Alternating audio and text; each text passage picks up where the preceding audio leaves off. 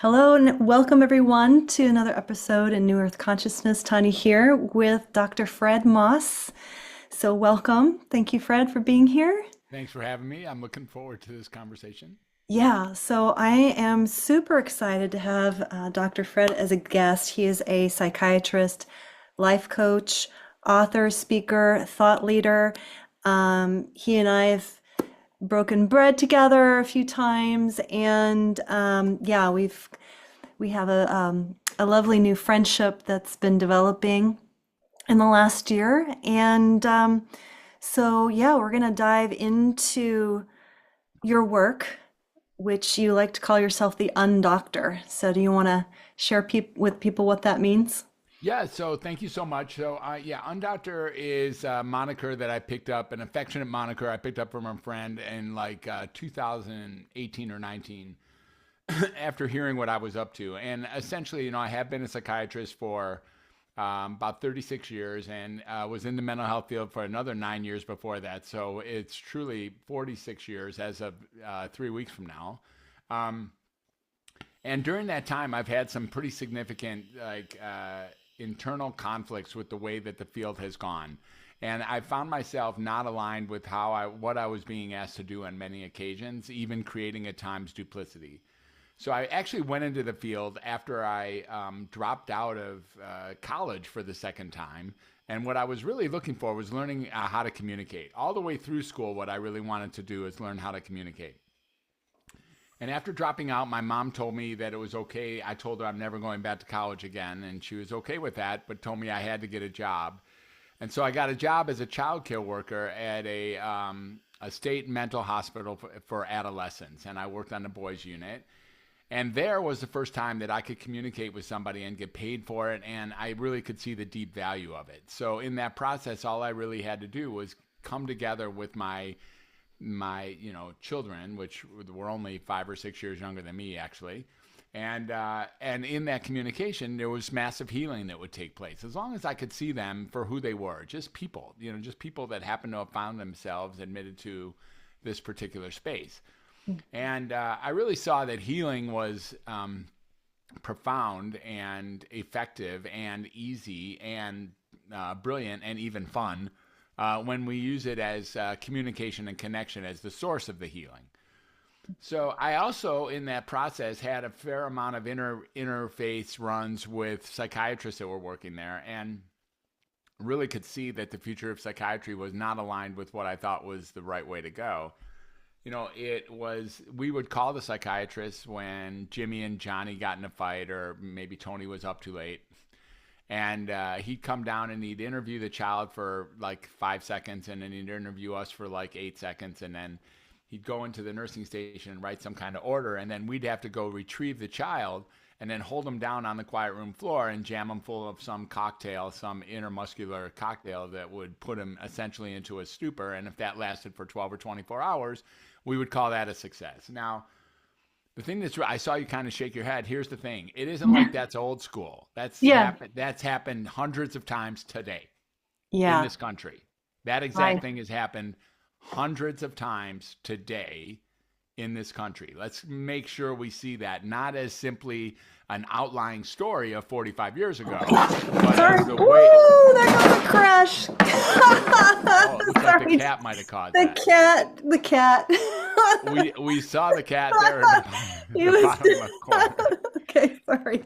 So we saw him briefly, and then we saw him leave, and then we heard the crash. That's the way Okay. cats go. All right. So I'm a great cat. I'm a cat owner, or should I say? We have 3 cats that own us, and they're our homeschool teachers, so pretty familiar with the antics of cats, and so yeah, I fully get that. Anyway, if we go back to the story, I hope things are okay over there. If we go They're back to the okay. story, They're you can okay. see Cat's that alive. I went into psychiatry because I disliked it so much. I went into psychiatry because the future I saw for it was not aligned with what I thought was maybe the most important science in all of medicine. And I wanted to bring communication into that field because I could see it was headed down this chemical pathway. Now, unfortunately, I say unfortunately, I don't know what it is, synchronicity, in synchronicity, while I was in medical school, there was amazing paradigm shift that took place, like a profound paradigm shift took place in '87 when this drug that we all know now was introduced to the world. And that drug was called Prozac, and Prozac was a green and white capsule. And it was thought to be the panacea for all mental illness at the time.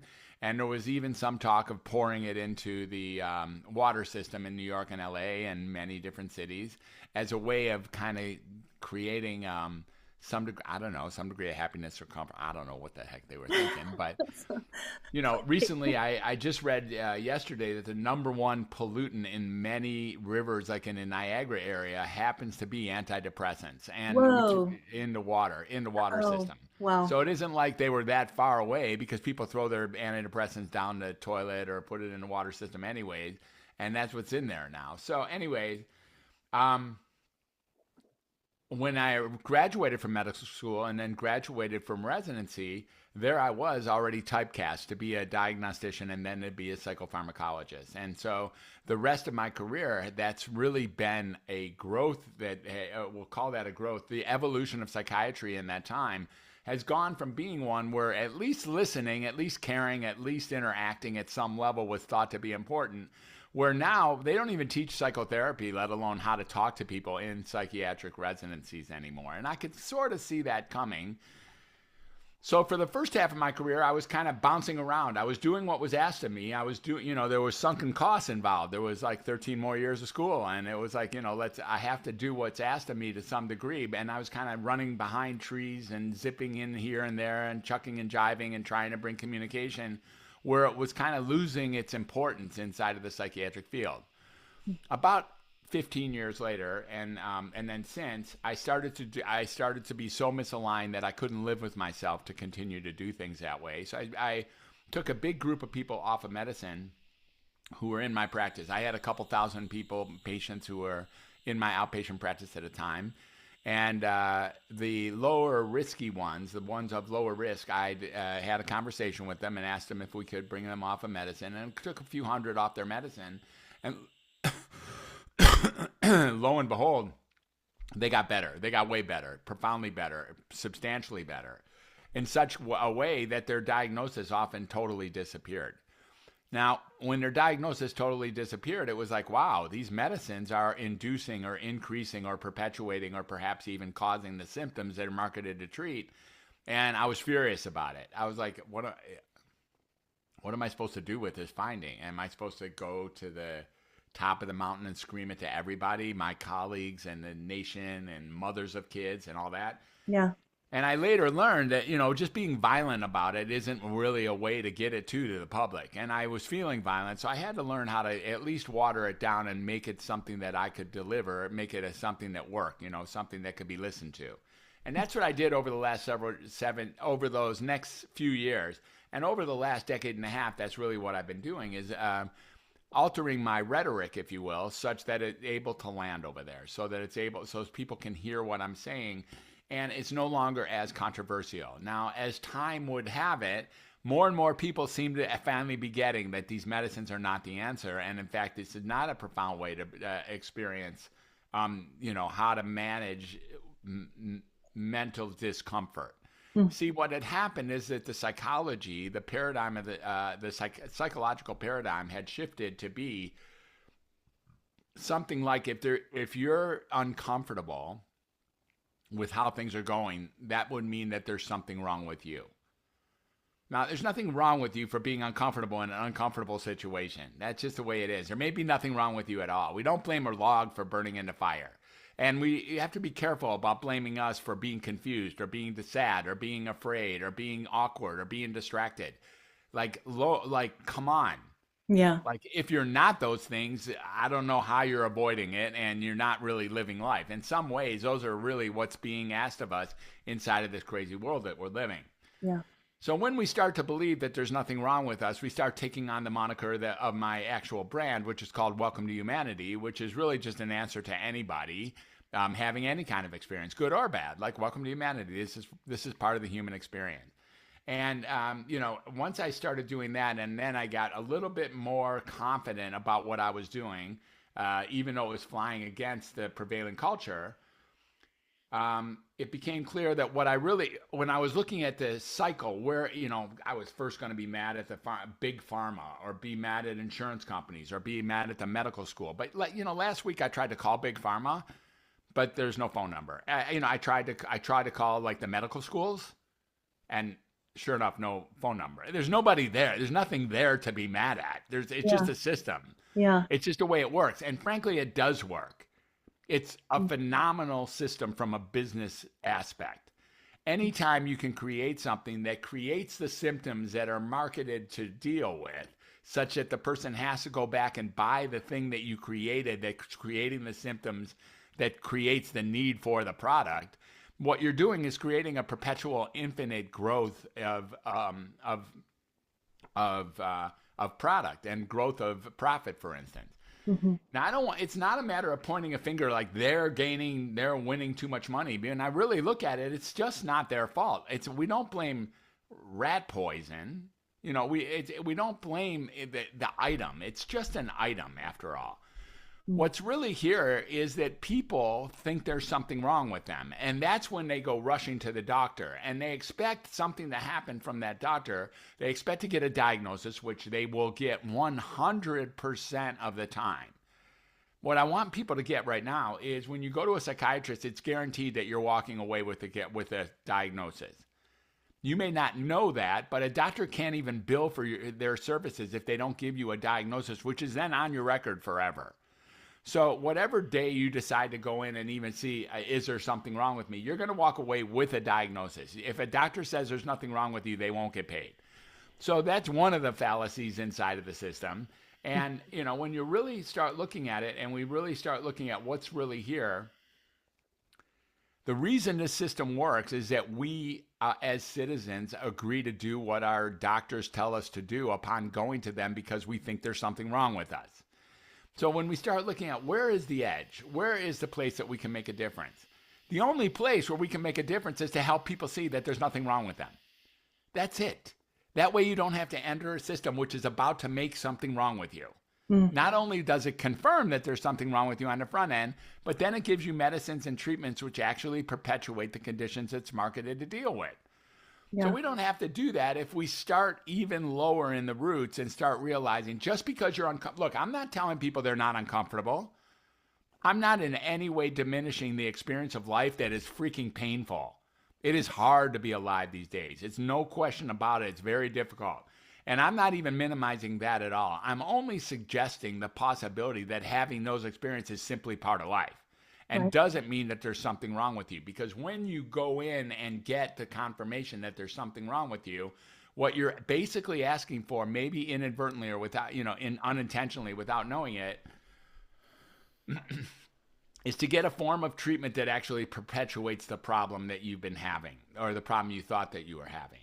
You may think for a brief time that things got better, and then typically things get worse, and then they get way worse. And before too long, you're not only taking one medicine, you're taking 4 medicines, and then you're taking 7 medicines, and now you're seeing a therapist and a doctor, and you're in a group, and maybe you're an intensive outpatient, or who knows, you went hospitalized, or and you think something like, most people think something like, well, I'm sure glad I caught this early because look how bad it got. Instead of realizing that the reason it got bad is because there was actually a virtual razor blade in the Band-Aid that you put on over the cut. So if there was a razor blade inside of a Band-Aid, which is a pretty good analogy, what would happen is that it would work for a short period of time. It would cover the bleeding for a short until the blood started oozing off the sides. Yeah. And if you never suspected that there was a razor blade in the Band-Aid, you'd only have 3 choices, and that would be to increase the size of the Band-Aid, to add another Band-Aid, or to change Band-Aid types altogether. And those are the 3 choices that psychiatrists make too. Add, increase, or change your medicine is all they're really headed to do. They're not going to remove the medicine because who in their right mind would think that medicines were actually causing the problem since you thought you had a cut in the first place? That's the whole point. And when we start looking at it this way, like a new level of emergence of possibility actually takes place. So the Undoctor is easy for me to take on. I'm no longer stuttering. I'm no longer running around duplicitous. I'm no longer hiding behind trees. There's like something to really get that all we have to do is remind people of something they've known since they were children, which is that at the heart of all healing is human connection. Yeah. And that's all we're really after anyways. And after all, Tanya, what's the point of me and you meeting today? It's simply to connect. And Yeah. what's the point? When we connect, then we continue to like grow and develop that connection. As you said, we've had this relationship, this really lovely relationship that we've been privy to over the last several months. And it makes us want to grow that because it actually works to heal. A Yeah. profound connection, a harmonically Yeah. frequent connection works to heal. Yeah. Well, it's like, what you're saying is we're, when someone is feeling like something's wrong, or somebody's telling them there's something wrong with you, it's like we got to fit in. You got to fit in with the way things are. Like everything, it's almost like we're being asked to just believe in a lie, which is that things are not working. Like there's a lot of broken things, right? Whether that's on a personal level or a systemic level or whatever. And so then people are starting, and so of course, like people, what I'm seeing is they're starting to wake up, right? And realize like, oh, and I would think that, I mean, I don't know. It's like, is there a, I mean, well, you were kind of saying like there's not really maybe necessarily an evil motive. It's just kind of like this is kind of what's been created. But at the same time, what's been created has a vested interest in keeping it going. And so, of course, they're going to say, don't ever get off of your medicines, right? Well, Like that's yeah, it's right. difficult to get off your medicine. Yeah, it is. Yeah. Yeah. It's difficult because getting off what's also inherent. I'm not sure about whether or not there was truly evil motive or not. I like to water it down too, so we don't sound like we're blaming any particular person or something. Yeah. But the drugs are clearly created in my world, anyways. And I've dealt with 46 years. I've had 30,000 patients at least at 1 second call me their doctor. The drugs are clearly created to make symptoms ultimately worse or to give additional symptoms so that you have to dig into more drugs and then create the ongoing perpetual relationship with your provider, whether that's with your doctor or with your therapist or with your counselor or whatever is going on. And it's not simply the drugs. When you look at it, it's the diagnosis too. So the diagnosis is equally as traumatic. It comes down as a confirmation that you're different than the average human because you have some alphabet soup of a diagnosis. Hmm. So maybe you got PTSD, or maybe you got ASD, or maybe you got, I don't know, narcissistic personality disorder, or maybe whatever you got, you're on the spectrum, or you got ADHD, or whatever you Yeah. think you have. Yeah. Well, once you're told that you have that, you actually live a life as if somebody who has that. So once you're told you have that and you agree to accept that you have that, now you become that person who has that. And you bring all the baggage that you thought existed for that condition before you decided that you have it. You bring that to your wherewithal. Or bring that to your forefront in your presentation. And that's also true with your family and friends and colleagues. They start treating you like, oh, there's Sally over there. She's got bipolar. And then so what that does is kind of create a filter. How to deal with Sally is to be careful that she has bipolar or something Yeah. like Oh, that. yeah. Yeah. I remember there was a student I had years ago in my classroom, and he came to this charter school, it was a Waldorf charter school, and it was kind of like the last resort for him. He was in Mm-hmm. third grade, and the mom said, "Yeah, he's got ADD and blah blah blah blah, like the things." I'm like, "Yeah, okay, whatever." And I could see that he was very much, he'd sit in the classroom and just not connect. He was just kind of blank stares, like just totally not engaged. And I just started connecting with him. Like I Yeah, just started believing in him. Like there's nothing wrong with you. Like nobody's paying attention to you. exactly. And he blossomed. He became a Yeah, totally different kid. a hundred It's so percent. crazy. It isn't, when you think about it, it's not crazy at all. We've all known this. Yeah.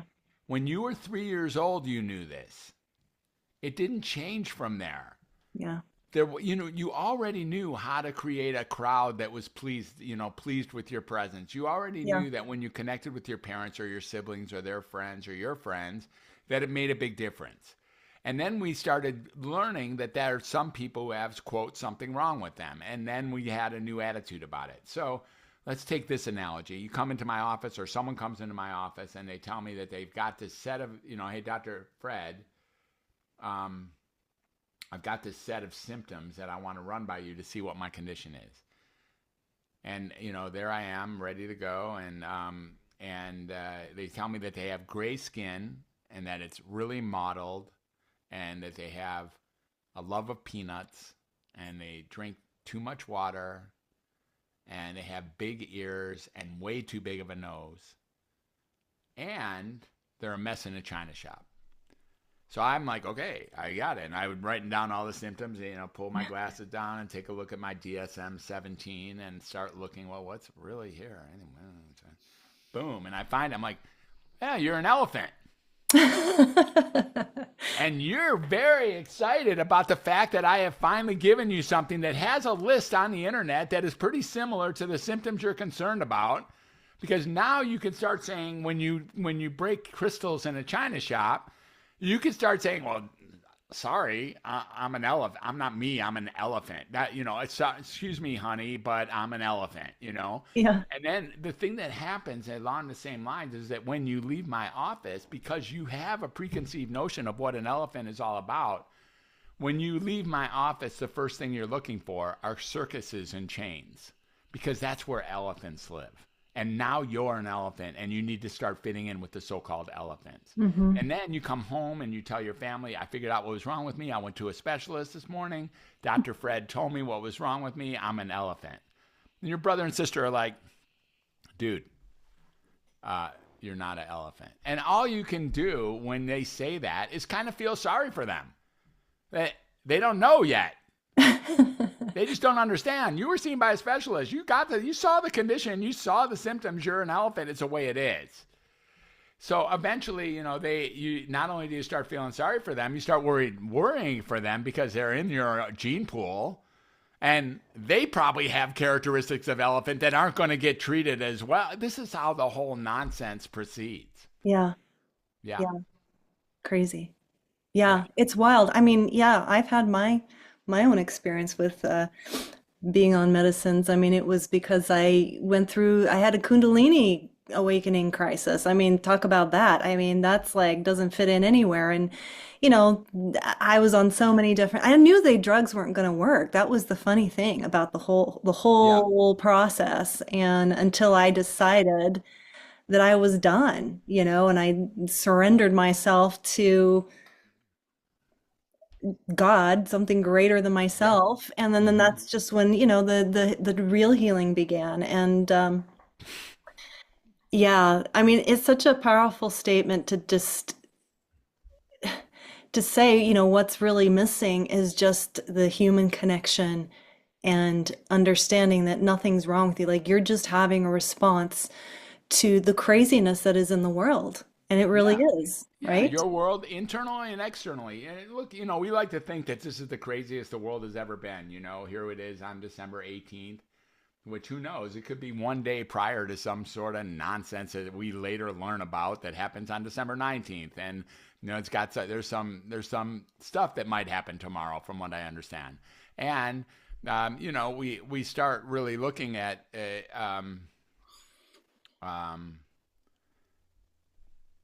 that life was pretty crazy, but life has been pretty crazy forever. There is no time that you can Yeah. look back at the sages or the philosophers or the wise people of the past and find a time where they said, you know what, this life isn't crazy at all. That never happened.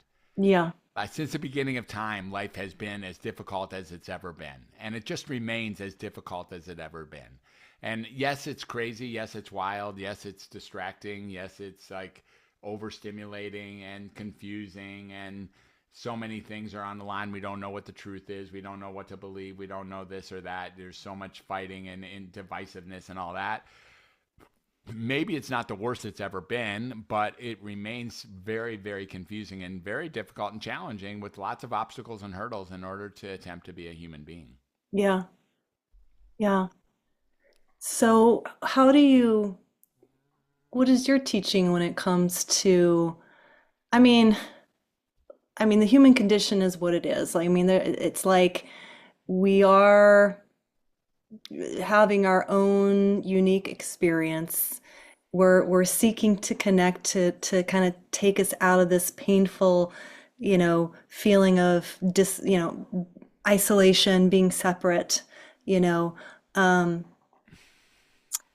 when it comes to taking people off of medicine, Hmm. what are there certain things that you help guide people towards, Yeah. like this is how you find wellness. This is how you Yeah. have your own back. This is how you come back to a sense of well-being. Yeah, you can't take people off of medicine if they continue to think there's something wrong with them. So it's not the first step.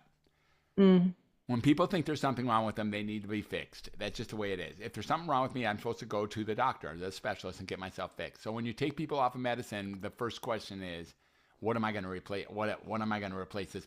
Can I start eating supplements? Should I start, drinking tea? Should I, like, people think that they have to continue to ingest something if I take them off of medicines, as if medicines are the evil. Medicines are not necessarily the evil, although they do what they do, which is they perpetuate the need to use them. So it's not medicines that are the problem. And so the first thing we do is we do what you did with your student, which is really just connect, like really get myself out of the way and connect with whatever that experience is as best as I can, and have that person feel heard, have that person feel gotten, have that person feel seen. mm, Well, look, I've worked in pretty much every modality that psychiatry has in Western culture, and I really do mean that. My CV is ridiculous. It's mostly ridiculous because I have quit so many jobs because eventually they were asking me to do something that was misaligned with my soul. But in that process, I've just been hopping around looking. Isn't there anywhere in this field that can actually yeah. accept that which I know? And so I've had a lot of jobs, and when we really start looking at, um, oh, okay, remind me where I was at the start of this. I got off the Oh subject. gosh. Well, the first step isn't taking them off of their medicine. It's Yeah. it's connecting with them, and then you went Oh, into I know what I was going to modalities. say. Yeah, yeah. So I've worked in high security, maximum security prisons, like Pelican Bay up in Northern California, or Folsom County, or Folsom State Prison, and or Salinas. These are some maximum security prisons inside of California. Most, Charles Manson, that kind of stuff. That's who Yeah, hung out. geez. That's who hung out there, Yeah. and I've worked in nursing homes, many nursing homes as a director, and many, many, many inpatient units. And what I have to say is, these people who we think are so sick and Yeah. so mentally ill, frankly, the ones who are on medicines which are keeping them ill. But that aside, what I have learned is that when I'm able to connect with these people who have, a couple or three life sentences, or who are in a nursing home for, the last decade of their life, that's when profound healing takes place. It's this moment when I connect with those people and actually get that they are just humans, just like me. That I'm not. There's no power gradient between the doctor, and them, the receiver. Hmm. When I connect with them, it's just another human who's bumbling and stumbling and tumbling through life, trying to make sense of it all, just Hmm. like I am every Yeah. freaking minute, Yeah. including right now. Yeah. When I can connect with them like that, there's just a profound, explosive healing that takes place at that second, with no risk of side effects, no need for doctor authorization, no co-pays, no anything. Like, just anyone can do it. You don't need a license to be able to do that. It's so true. That was my experience when I came out of my dark night of the soul. I kind of did this sort of what I thought was kind of a wild, crazy thing, and drove to or flew to Colorado to go visit you know, um, this man that my aunt and uncle knew, and he was, a lover of Christ, and I thought, well, this is my last whatever, my last Mastery. attempt to heal myself, Yeah. and I remember arriving there late at night. It was snowing, and I walk up to this old man's front door and his wife, and he just welcomed me. Like, he didn't question who I was, or like, who are you? Like, maybe he just gave Worried. me this embraced me so fully and held me for a long time. And I hadn't been held that way in Exactly. years. It's crazy. Exactly. Yeah. Exactly. And it did. It happened very quickly. I came back a totally different person. Yeah.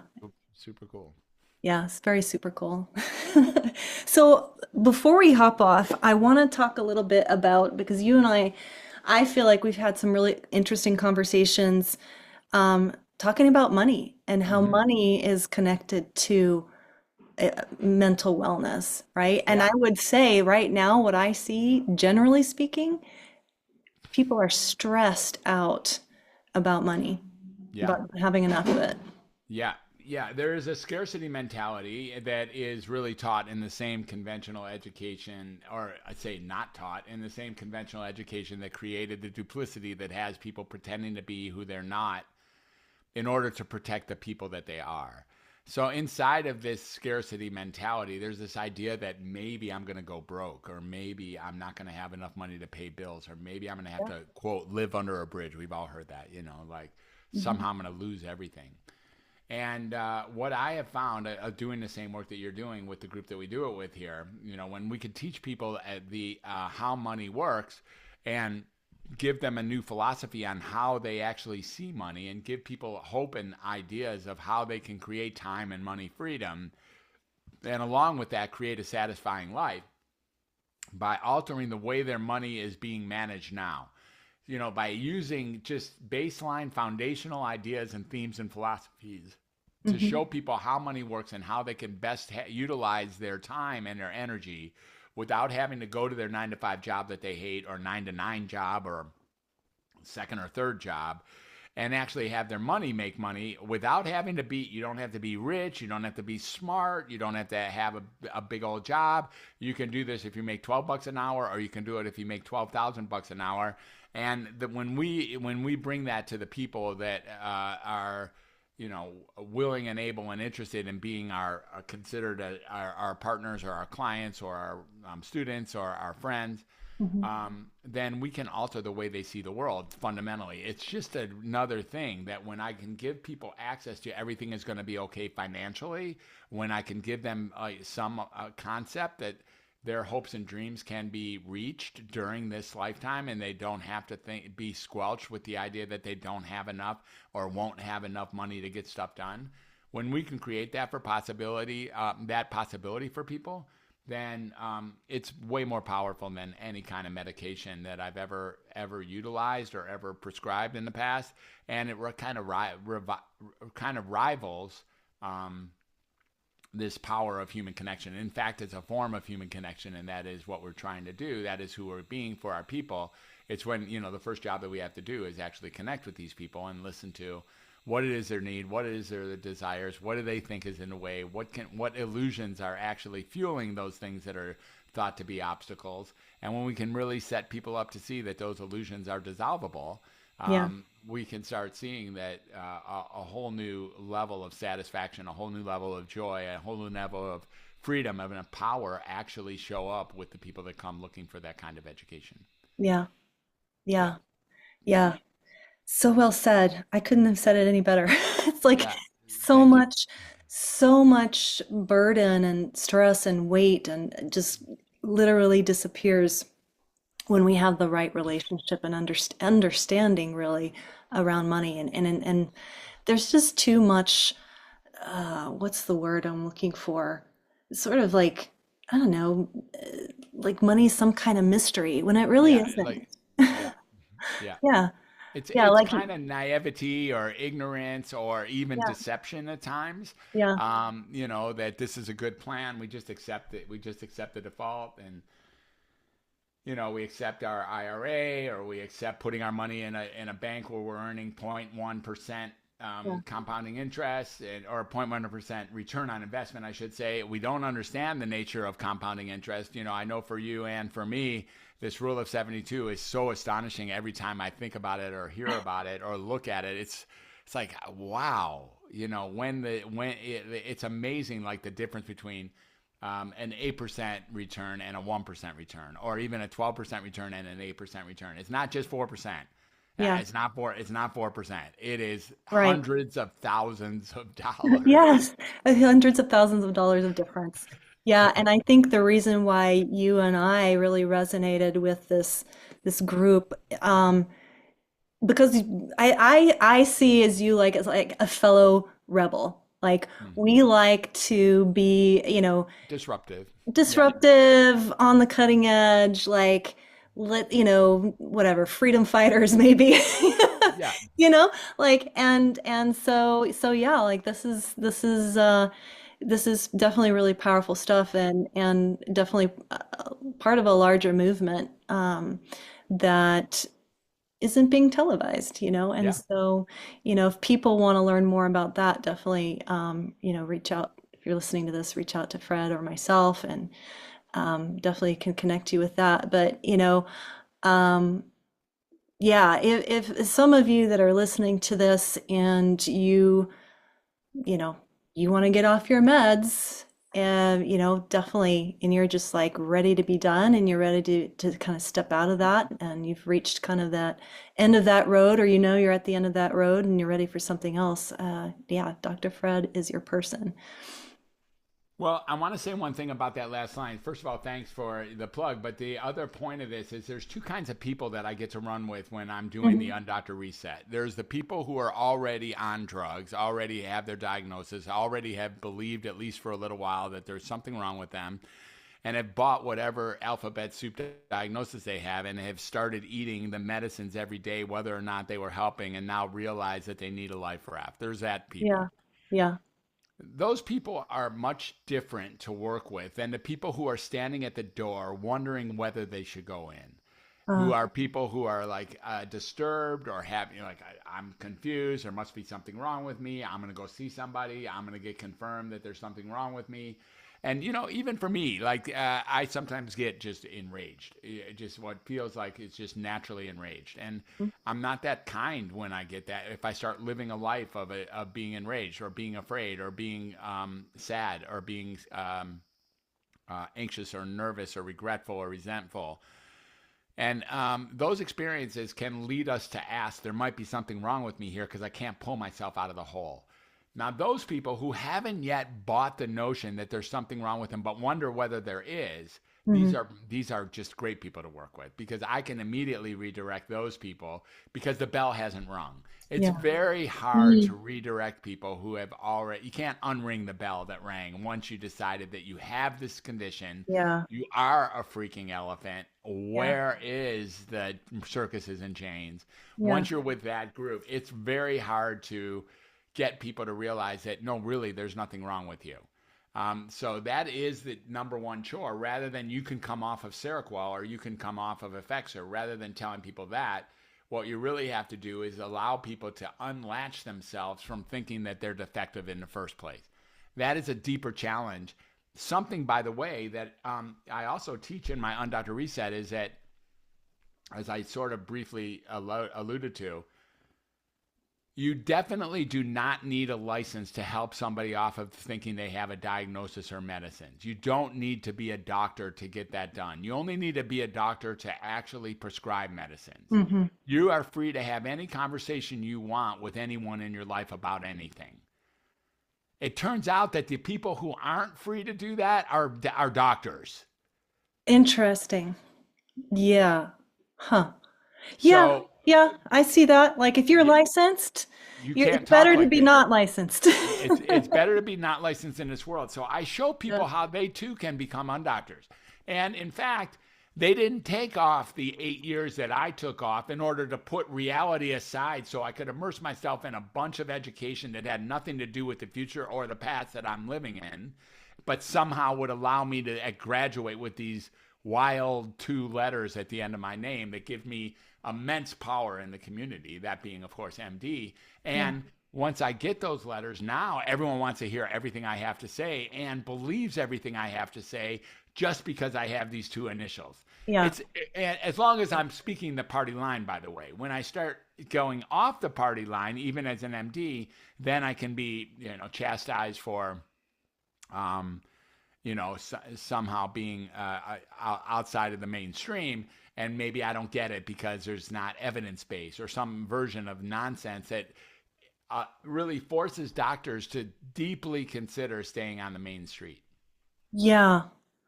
Yeah. Well, I can imagine it's tough. I mean, I remember Dr. Cowan, I think Yeah, he got his license taken away because of a book yeah, he he wrote. did. He did. And, and I just saw him yesterday, by the way, in a video. Hmm. I didn't know that's how he looked, but it was such a cool video. He's so cool. I mean, I love the guy. And, but if you're going to read them, you better be prepared to have your paradigm shift from the bottom up, because the shit that you thought was true just isn't. Yep. That's what he shows. And it's so obvious when he shows it that what we have all believed is simply not so, about the heart, about circulation, about how things really work. Once you start getting that, wow, this makes way more sense than anything else I've ever read, then a new paradigm, a new transformation can take place. And really, I'm not looking to be Dr. Cowan, but I think what's really here more than anything is similar to Dr. Cowan, and it is the idea that all we really have to do is back up until the place that it's sensible. Just start looking at what we've been told and ask proper questions. And when the answer is, well, no, that actually can't be so, then keep searching for the alternative ways of looking at things that are grounded. Ultimately, there are things that are so, even if no one is speaking to them. So if 99.9% of the people are saying something that isn't so, it'll seem like that's so. But if you're going to take on the rebel, if you're going to take on being somebody outside of the box, if you're going to take on someone who questions the status quo, then you're going to have to be sitting in places where evidence-based is not your driving point. So, evidence-based psychiatry only has you continuing down the status quo line. Yeah. So if I have something new to say about psychiatry, of course, there's going to be some pushback. Now, the other thing about this that I've really been pleasantly surprised about is there's not a great deal of pushback with this. There really isn't. What am I saying? All I'm really saying is you're okay, dude. That's it. Yeah, I love it. Just let that land. It's all if you need to believe that this is something wrong with you so that you could say stuff like, that's not me, that's my ADHD. That's not me, that's my PTSD. That's not me, that's my chronic clinical depression. If you need that for some reason, then go ahead, go dig in. It's all yours, no problem. And for the people, and this is an important little disclaimer that I somehow overstepped, for the people who are listening to this conversation, who truly believe in their heart of hearts that they wouldn't want to change any piece of this. They found the right therapist, they found the right diagnosis, they found the right treatment plan, they found the right medication regimen, whatever they found, and they wouldn't change this. They're going to reject what I'm saying here. They just absolutely want to continue, and they know they're sick, and they know that they're well because they did start all these things. If that's the case, where there's no upgrade available, where you're not even interested in upgrading anything, more power to you. Congratulations. Like, for real. Yeah. Like, if you got to that place at any time in life about any portion of your life where upgrade is no longer interesting, like, I don't know exactly how you did it, but whatever it is, bottle it, keep it, and congratulations. Yeah. This conversation is really for the hundreds of millions of people, and there literally are that many, who feel like they've been misdiagnosed, misheard, underdiagnosed, overdiagnosed, mistreated, mismedicated, undermedicated, overmedicated. This is for that group. Yeah. That group is very large and has been questioning the system from the very beginning. People who don't like taking meds, you know why? Because they suck. That's why. These medicines are terrible. Yeah. And doctors, you could tell if a doctor likes medicine if they would take the medicine themselves. Most doctors wouldn't come near taking the medicines that they prescribe. True. They already know. It's true. Yeah. Fred, where can people find you? Yeah, so there's a few different places to find me. Probably the best place to find me is my main website, which is drfred360.com, a slick little website that takes you to everything I'm doing everywhere, including all my podcasting, etc. And there's some freebies, and there's lots of videos, and there's my books are there, which you can get for free, and there's all sorts of things that are there. I like that site. And then its parent site is called welcometohumanity.net. And then my newest program is this thing called Undoctor Reset. And Undoctor Reset is something that has multiple different levels, where it's kind of self-explanatory given what you've heard, where we can really help people at least consider coming off their diagnosis in their own head. It's very, very, very, very, very hard to get it off the record, by the way, no matter who you are. Getting that Mhm. one time you saw a psychiatrist 12 years ago and they put some diagnosis in your chart and now someone noticed it, that's not coming off your chart. That's even if you never had anybody say it again. Yeah. There it is.